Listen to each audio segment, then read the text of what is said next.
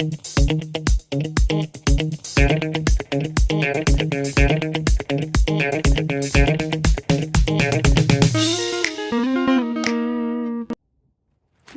hi. Yeah, today there is a little bit of a perspective change happening, because sometimes the answers are in the details, you know.